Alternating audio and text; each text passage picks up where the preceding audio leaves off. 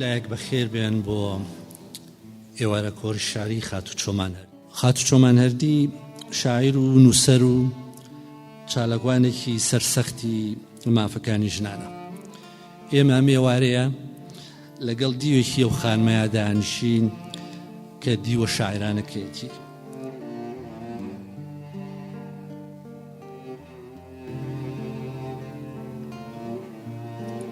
بۆنی کۆتاییەکانەکەم،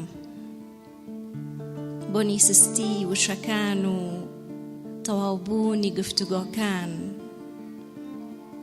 بۆنی مەرگ، مەرگی پەپوولە شینەکان، بۆنی کۆتاییەکانەکەم. تەمەن ڕەنگە شوێنێک بێ بۆ قسەکردن، تەمەن ڕەنگە شوێنێک بێ بۆ بەکارهێنانی وشەکان، جۆڕاگرتن لە وشەکان، تێکەڵاوبوون بە وشەکان. تەمەن ڕەنگە کوشتنی بێدەنگیەکان بێت، بێدەنگیەکان ڕەنگە مەرگی ژیانمان بن. بۆنی کۆتاییەکانەکەم، بۆنی قەبر، بۆنی نەبوونی بەهەشت و بێدەنگی جەهەنەمەکان، بۆنی تەنهاییەکانەکەم.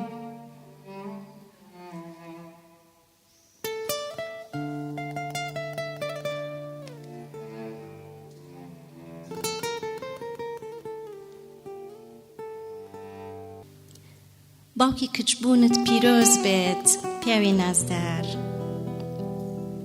باوکی سێوەبوونت چەندە لێ هاتووە،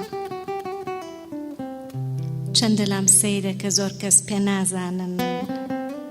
دایک و باوکی کچبوون ڕەحمەتیە، ڕەحمەتێکە هەموو کەس بەشی تیان نییە. دایک و خوشکی منیش هەردەم پایەدار بن، هەمیشە ژیانیان گەش بێت، یاخوا قەت جەرگیان نەسووتێت.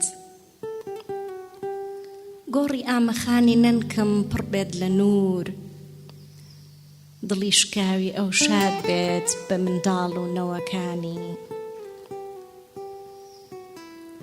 سپاس بۆ خوا بۆ ئەم هەموو مینەیە، ئەم مرۆڤانەی گشت ڕۆژێک ماڵی ژیان ڕێک دەخەن و چاکی دەکەن.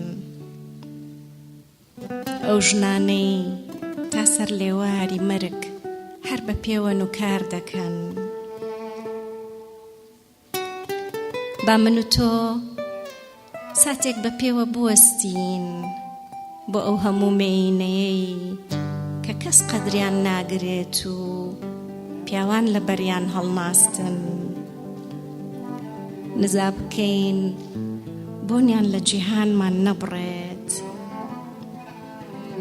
مرۆڤ بوونیان ڕەحمەتێکە لە یاد کراو، جوانیەکە فڕێدراو، توانەکانیان پشتگوێ خراو.